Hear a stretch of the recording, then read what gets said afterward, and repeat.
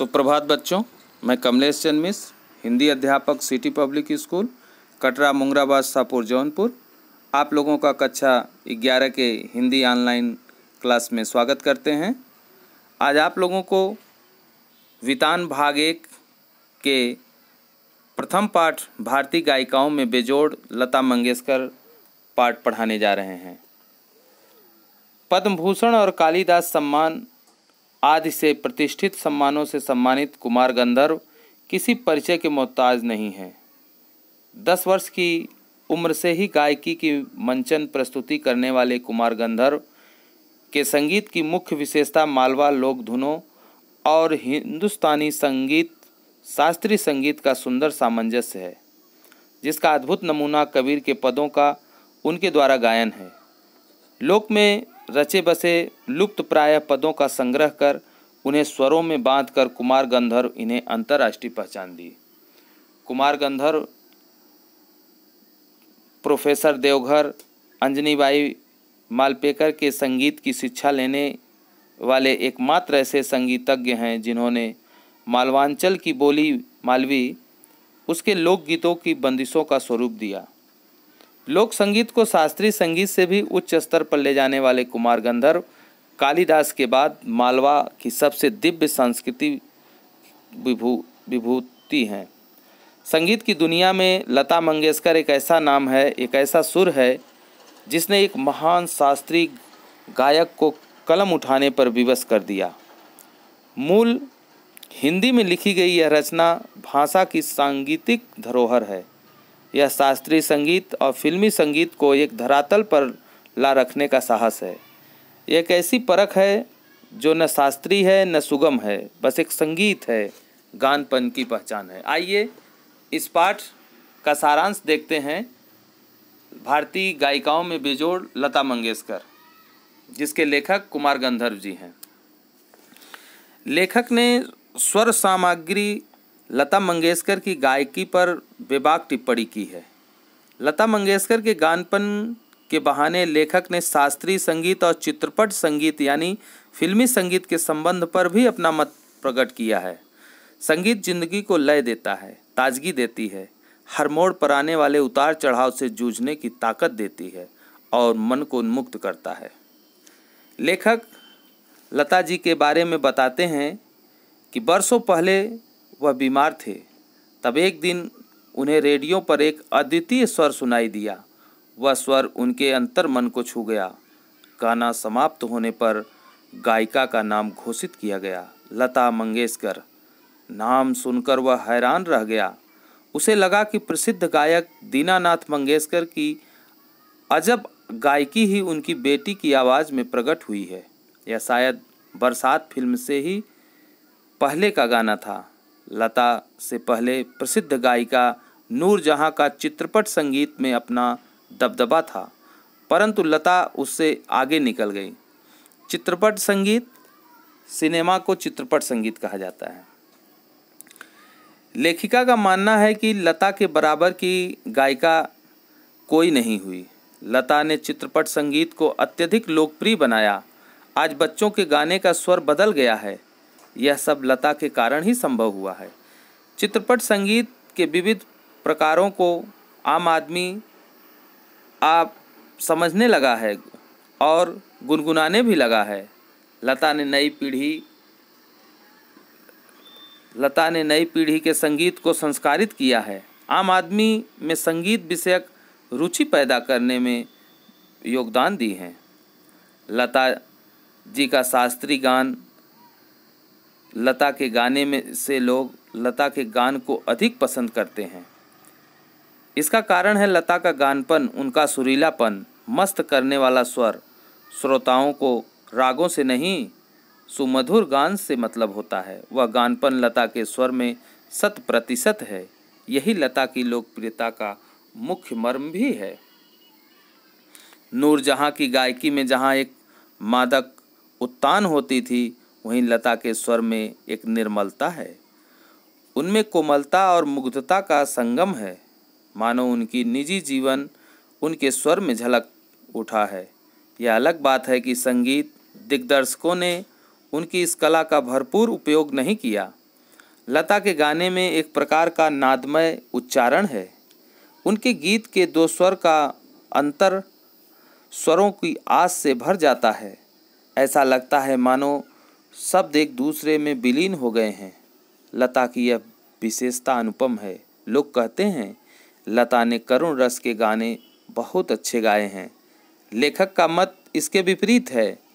उनके अनुसार लता ने मुग्ध श्रृंगार रस के गाने मध्य और द्रुत लय में बहुत अच्छे गाए हैं। लेखक का मानना है कि संगीत दिग्दर्शकों ने उनकी ऊंची पट्टी में गवाकर उनके साथ अन्याय किया है। लेखक का यह भी मानना है कि शास्त्रीय संगीत और चित्रपट संगीत में तुलना करना निरर्थक है। शास्त्रीय संगीत में गंभीरता अस्थायी भाव है, जबकि चित्रपट संगीत में तेज लय और चपलता प्रमुख होती है। चित्रपट संगीत व ताल प्राथमिक अवस्था का होता है और शास्त्रीय संगीत में इसका परिष्कृत रूप होता है।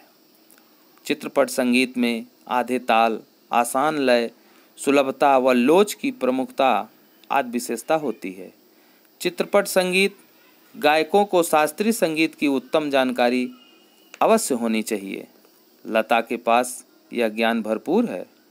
लता के 3-3.5 मिनट के गाने 3-3.5 घंटे की शास्त्रीय महफिल का कलात्मक आनंदात्मक मूल्य एक जैसे हैं। उनके गाने में स्वर, लय, शब्दार्थ का संगम होता है। गाने की सारी मिठास, सारी ताकत उसकी रंजकता पर आधारित होती है और रंजकता का संबंध रसिक को आनंदित करने की सामर्थ्य से है। लता का स्थान अव्वल दर्जे के खानदानी गायकों के समान है। किसी ने पूछा कि क्या लता शास्त्रीय संगीत गायकों की 3 घंटे की महफिल जमा सकती हैं?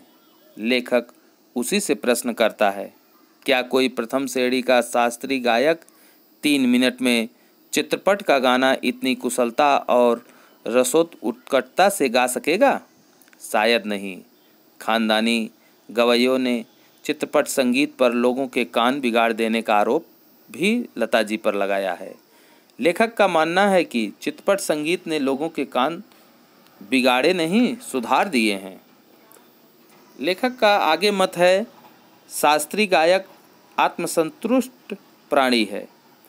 उन्होंने शास्त्र मुग्धता को कर्मकांड की तरह तुल दे रखी है, जबकि चित्रपट संगीत ने अभिजात संगीत को लोगों तक पहुंचाया है।